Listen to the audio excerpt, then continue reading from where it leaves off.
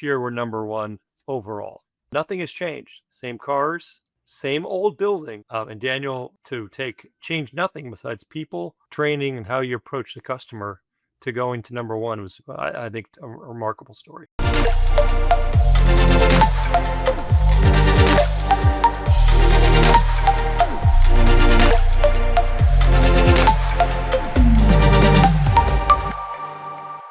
Hello and welcome to Kain Friends. My name is David Kain, and one of the things that we try to do on Kain Friends is introduce you to interesting companies and interesting individuals in the automotive industry. And today is going to be one of those wonderful opportunities. We're going to meet Brendan and Daniel from the Autobahn Fort Worth organization, and I'm going to bring them up on the stage and give them an opportunity to introduce themselves to you guys, and then we will take it away with some questions. So Brendan, welcome to Kain Friends. Thank you, and Daniel, for making the time to be with us today.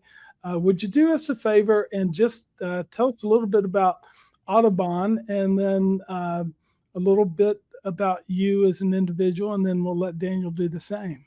Perfect. Yeah, good to be here. Autobahn is a collection of luxury stores in Fort Worth and Arlington, Texas.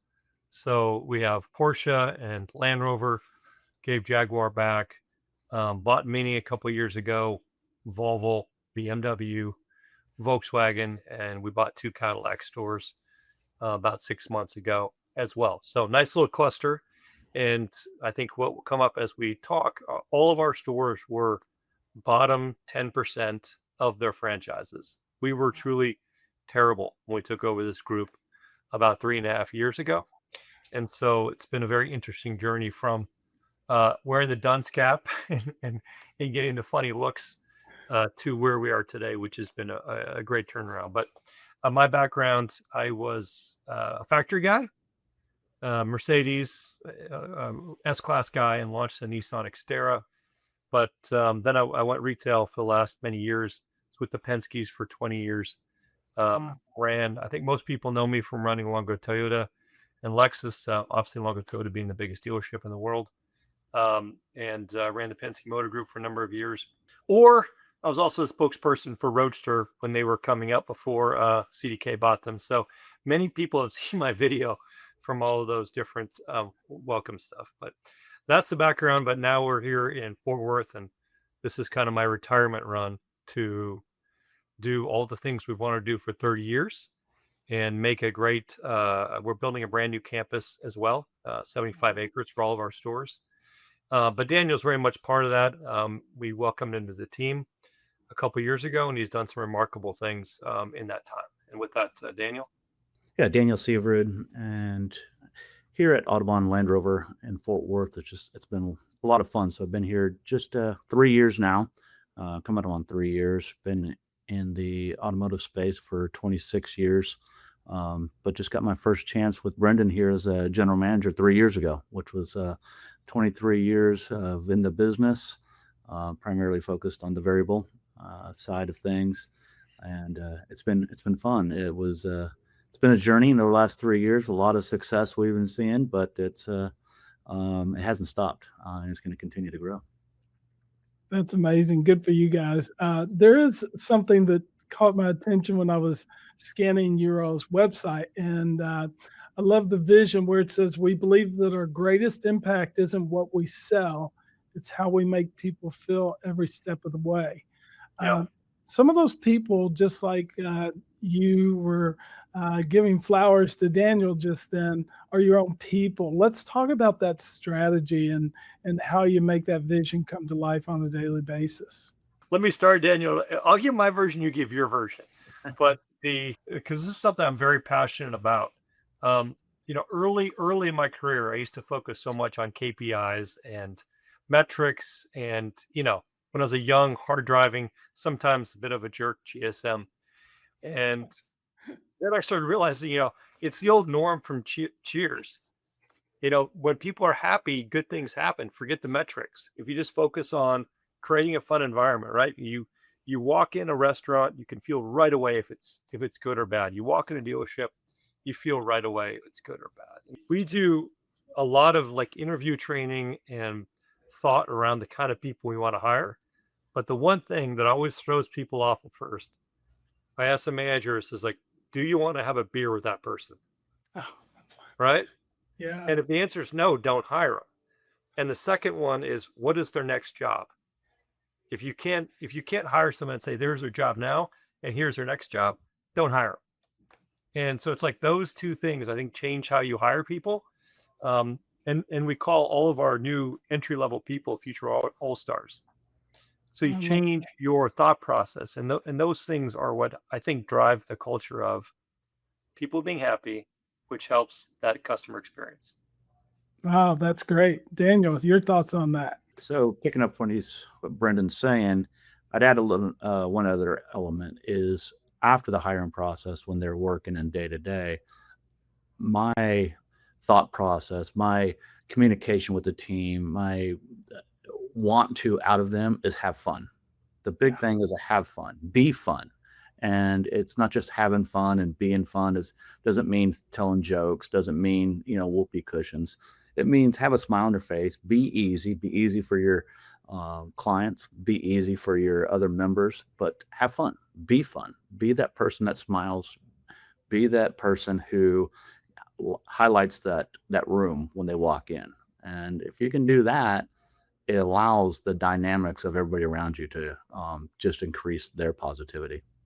Oh, that's great. Daniel, I'm going to let actually Brendan give the story behind this, but you've done remarkable in turning your operation around. So, Brendan, could you give a little bit of a story there? I think this is pretty noteworthy. Yeah, well, like I said, all of our stores are bottom 10% of every franchise.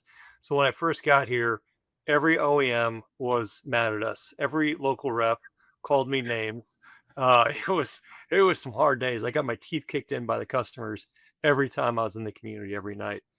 But Land Rover in particular, we were second worst in the country on the Wow. balance scorecard. I mean, the rep would light me up every time he came in the store. And Daniel came in and took us from second worst to first year. We were number one in our category, and I think we were number 8 overall in the country. And this year we're number 1 overall. And nothing has changed. Same cars, same old building. Our building is 2 or 3 generations old. And it's backwater part of Fort Worth. And Daniel to change nothing besides people, training, and how you approach the customer to going to number 1 was, I think, a remarkable story. That's great. Daniel, how did you do it, buddy? Well, I think it starts with positivity, right? It starts with giving some leadership and confidence in the team, having a mindset of a direction of where we're going to go, and being positive on delivering that, and letting them know clearly what the expectations are, but in a fun way, in a charismatic way, in an engaging way. And from there, there's really 3 pillars that help you get there. There's your members. You got to have the right members. You got to have the right members with the right attitude and the right accountability and responsibility to go along with those, with the positive attitude. You got to have your OEM, your manufacturer relationship. You've got to bridge that. If you don't have that, it's going to be a tough way of business. But equally important, the third pillar of it is getting in the community. It is taking care of your clients, but maybe not your direct client. It's also your community. So when you Yeah. take care of your community and your clients, you have positive, engaging members, and you have a fantastic relationship with your manufacturer. That's how you start moving up the ladder of the balance scorecard, is because all the other stuff starts falling in place. You start selling because your people like you. Your members want to be here. You start having good communications with your OEM. And that's really the success story of what we did here, is we changed all 3 of those dynamics. Wow, that's impressive. Having grown up in the car business, I used to go to the grocery store and I would see our mechanics wearing their uniforms to buy groceries. And Brendan, you talked about going in the restaurants and people, you can just feel it. And Yeah. before, if you don't have a good reputation, you go in the restaurant, you're like, we need to get carry out. Yeah, exactly. In here.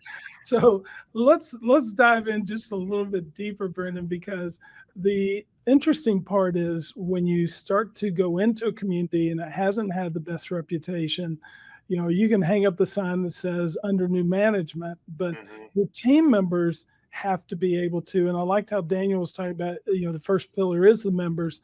They got to be able to walk in and say, yeah, it really is different. There's so many ways, so many things that have to come together to change that reputation, right? You can't just, as you say, put out a pillar or a sign saying, hey, we're new, we're different, because that means nothing. You can't run a lease ad saying a cheap payment because that means nothing if you don't like the experience. And we didn't do those things. We didn't even say under new management. We just started going out. Many things, but one by one with customers, because in the end, that's how you turn the perception, right? And explaining to our team members why those experiences matter and that it's not CSI. Yes, we track CSI, and most of our stores are now at the very top of the brands now. But CSI is not a score. It's having every single employee realize that they're relevant to what that CSI experience is, right? So whether you're a receptionist and we tracked all the questions receptionists couldn't answer, same with the call center. And so then we worked backward, make sure they can answer those questions quickly. Don't have to forward somebody to find somebody. And with the valets, how they greet a customer, what they say to the customer, even like the maintenance guys or the parts guys as they're walking out, rather than being on their phone and looking down with the baseball cap, it's do you slow down and say, hey, David, great to see you, right? Or just hi, acknowledge the customer. Like these little things make such a difference. The old 10-foot rule, which was beaten in my head with the Penske, is that anyone within 10 feet is your responsibility, right?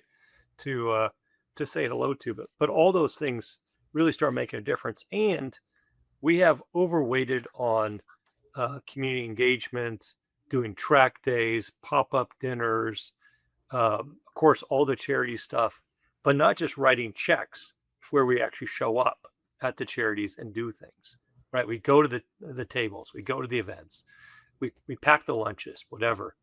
And so all those things coming together has been what has changed that experience in our community and our success. That's so cool. And Daniel, Land Rover is a lifestyle vehicle. You mentioned track just a moment ago, Brendan.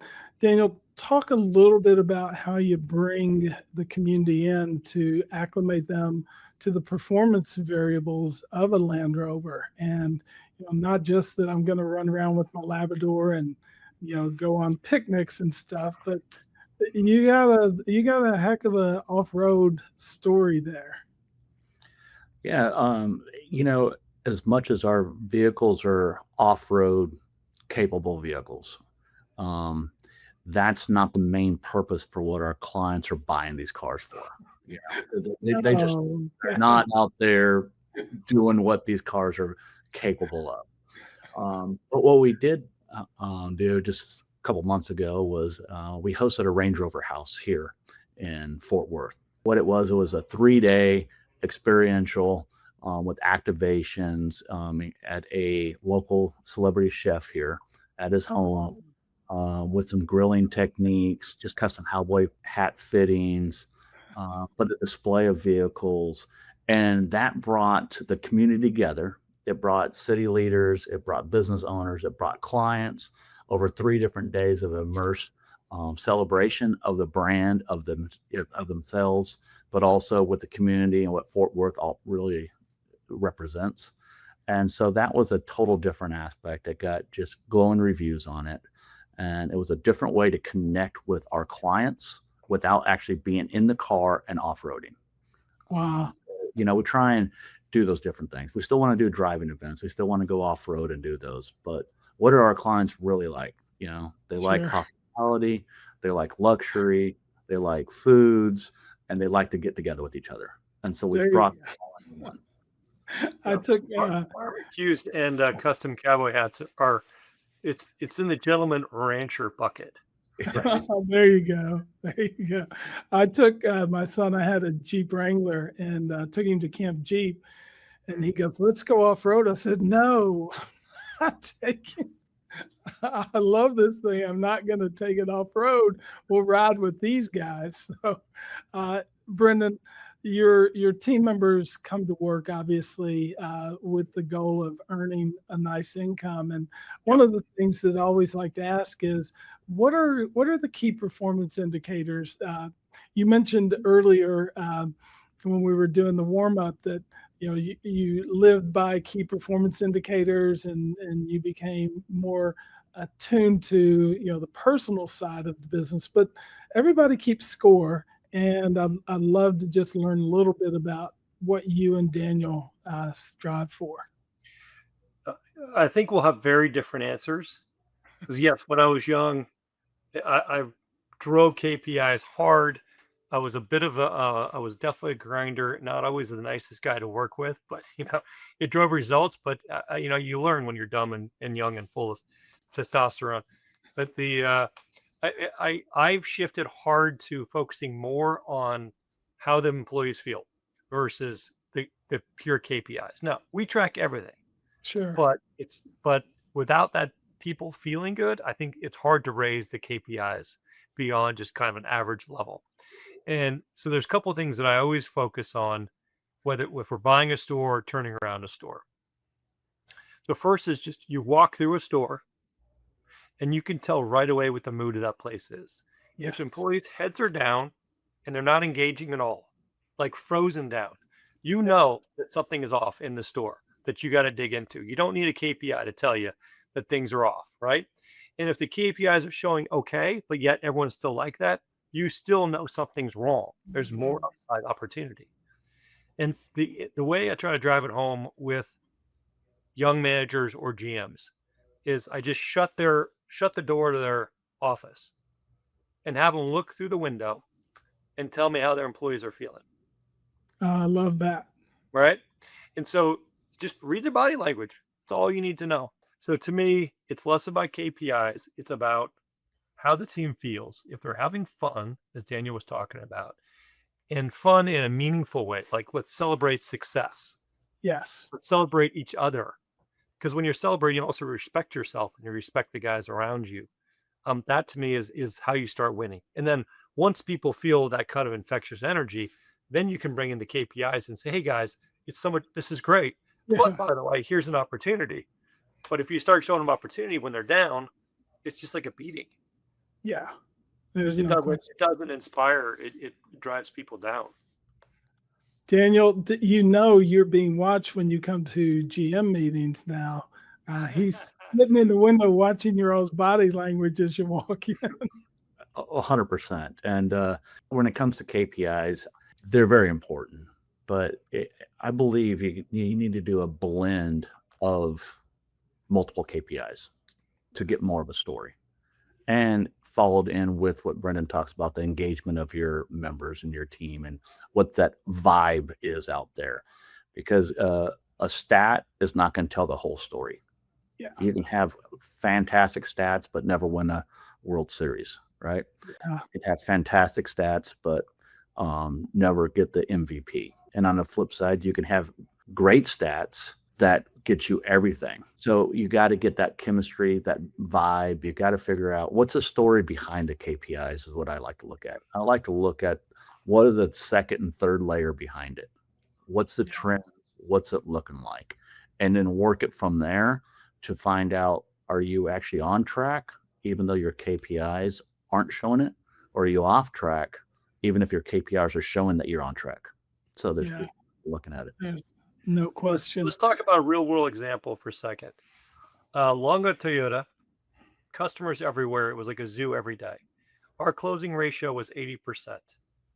The guys had their chest out. Do you know how good we are? Number one in the world, 80% closing ratio. We're better than everyone else. I was like, hey guys, how about if we get our closing ratio to 20% and show how good we are? They're like, why would you want to not sell more cars? I'm like, no, I want you guys to actually start putting down all of your leads to show the real closing ratio. To Daniel's point, right? KPIs only mean as much as the data behind them. as we bring in technology and different things to improve our customer experience and our employees' their confidence and make sure they have fun, that's why we like things like Prompt Path. For those that don't know Prompt Path, it's like a phone answering system, but it gives you suggestions while you're talking to the customer. So if we have taken all of these young guys that have just graduated from like TCU and local schools, local colleges, and they can, after a little bit of training, walk through the Prompt Path questionnaires, which tell you like, hey, remember to ask their name, remember to like get their contact information, ask them what else they're shopping for, ask them what else I can help you with, just the basics. But tools like that give you real results, consistent results. They give more confidence to the salesperson so they can be more effective, right? Especially when they're young and growing. And to me, those are the KPIs that are going to start really driving this next round of enhancements in our business. Because you can go online to ChatGPT or Google or whatever and get a million opinions, and a lot of times it just confuses us. Yeah. So we need that phone call in is critical. Within about 3 minutes if you have a deal or not.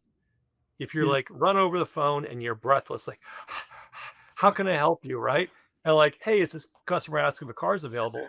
If you have no idea because no screens are up and you got like, oh, I need to go check on the car, I'll call you back. I mean, the deal's gone Yeah. versus a good answer. The car's there, you got your screens up, Prompt Path is reminding you what you need to answer. And if the customer asks you a question, because let's face it, most customers already have a question they want to ask. They're just testing you. Like, what's the horsepower in the car I'm interested in?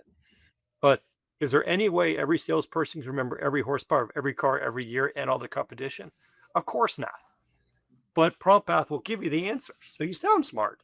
It's kind of like you have your little AI angel right here on your shoulder. But anyway, it's like those to me are the KPIs that are going to start making us win or lose in this business. Well, and Daniel, I think given the fact that you've got busy clients, they probably rely very much on a remote relationship and learning, and obviously being able to equip your team. I always used to say to our sales staff, yeah, it's great. Don't lie to them. Let them know that you'll look it up later. But to Brendan's point, wouldn't it be great if you already know the answer or you've got a tool that can help you know the answer? Because your customers now with all these AI boosts that they've got certainly can look up the answers and be way more intellectual about the products and stuff. So, I'm glad you brought up one of the technologies you use, Daniel. Is Prompt Path something that you guys are using at your store as well? Yes, and we love it. The team loves it because what Brenda was talking about is when you start talking to a client, the conversation might go one way and you forget to ask some other good questions. Yeah. Right.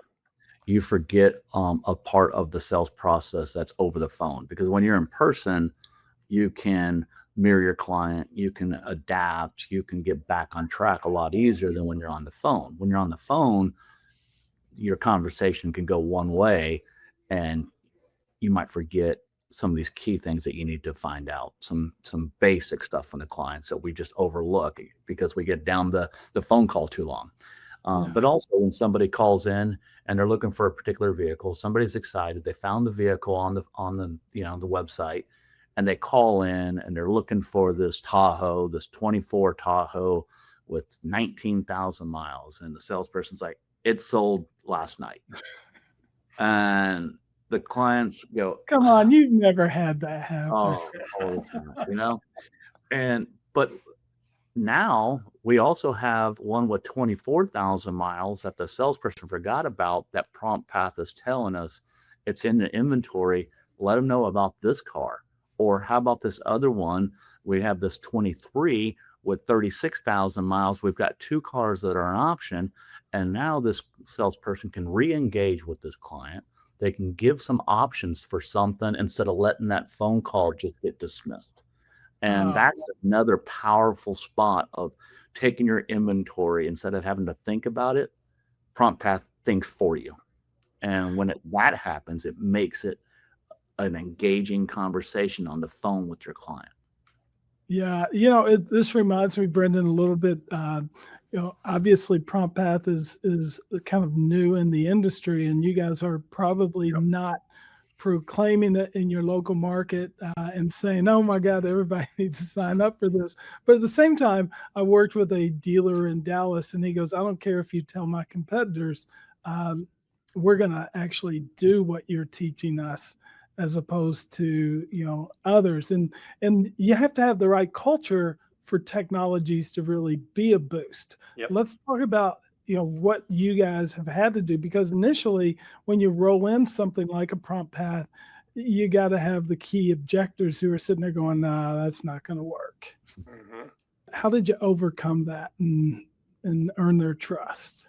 I'll take that. I mean, because you got to start in with every sales floor has their naysayer, and every sales floor has their bought-in person, right? Yeah.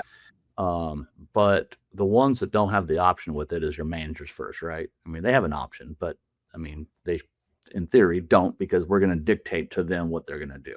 I mean, when we're rolling these out, you got to get, so now you have to have your sales managers embrace it. So what you got to do is start working with them. How I do it is work with them first, get them bought in, get Yes. them smelling the scent of the rose, right? Get them having this, okay, I like this, Yeah. because they're the ones that are going to have to police and monitor this on a daily basis. They're going to ones we have to train on it, because I can Yeah. love it all day long, and I'm going to get the person out there on the sales floor who's going to adapt to anything, but I'm going to have a hard time with the naysayer. And so Yeah. it's the sales managers are going to have the consistency of it. So once you get them embraced into it, so spend the time to focus on your sales managers and your finance managers first. Get them bought in, because that trickle down effect is going to happen so much easier across your sales floor as long as you have them. If you try and come into the naysayer first, you're going to have a hard time going backwards up the stream with everything else. So that's the way I kind of look at that. Because at the end of the day, if I'm confident in it, it's pretty easy to show my confidence to a select few people. And then they can show their confidence to select more few people. And then next thing you know, a week later, we got a whole team bought in on something. Cool. I'm glad you brought up Prompt Path, Brendan. That's cool. And certainly, what I'd love to do is we're going to go reverse order for this. This will be a wrap up question.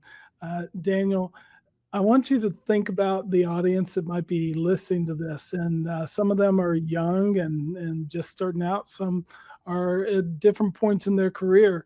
Is there anything that comes to mind for you that you'd like to leave the audience with, that you feel like helped you during your career, or is something that really propelled you forward?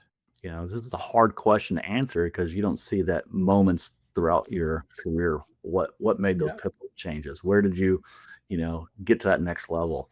And looking back at it, I got to say a lot of it is being more assertive and taking more risk. Okay. And I would tell younger people is, don't try and get there too fast, but try to do things with more strategic purpose and be more assertive in your role. That's what I try and show the younger people coming in there. Don't think you have to have that next position in 6 months. Yeah. Own your position, but you also need to be assertive in your position without being an asshole, right? Absolutely, yes. And certainly we've all worked with those guys, haven't we? Yes. Brendan, what are your thoughts on that topic? So maybe two things. I would tell all young people that everyone earns their next job, unless your dad's name is on the building and you're just ordained. Everyone earns their next job before they're given it. Too many And Brendan, people. before you go too far with this, I have to admit, as you were going through that, my dad's name was on the building, There and you yet, go. and yet he had 9 children, so Oh, we here we were go. automatically competitors. So yes. Even harder. Ironically, we have one of the Penske young lads training here because he wants to work here where no one knows what his last name is, right? I He love can it. learn. But in the end, we all outside of a few fun examples, right? We all earned that next role based on thinking about what is needed, thinking about what the boss finds important. And so I would say never wait for permission to start doing the next job, and never wait to be told to do it or wait to be paid to do it. Because if you wait for all that, you're never going to get that position, right? And with that, I'd say also the only thing keeping any of us from doing something great, the only thing is right here and right here. Oh yeah. Do you believe you can? And do you want to do it? Otherwise, everything else is a shadow that you're telling yourself you can't do it. But the reality is, I mean, the beauty of this franchise model is there are a million examples of greatness out there. Mm-hmm. And every day someone is doing great things. And all it takes is believing you can and wanting to do it. I would say think bigger and go seize your opportunity. I'd add one more thing too, is be a difference maker. Goes along with that. Be the difference maker in the room. Yeah. Yeah. One thing we ripped off from Rita Case was, she would say, be number one at something. Right? So we tell our guys, like, just even if you're number one at tire sales, you're not number one at new car sales, whatever. Find your number one that you can celebrate, which I think also leads to a lot of it changes your thinking a little bit. And aren't we blessed? You bring up Rita Case, you bring up the Penske family. We've all been blessed by some of those heroes in the industry and the ones that are out there. I look forward to the day that people are telling me about their time with Daniel and Brendan and what a difference they make. And you guys are well on the path. So thank you very much for joining us. And thank you very much to the audience here. And we'll see you next time on Kain and Friends. Bye now. Thanks, David.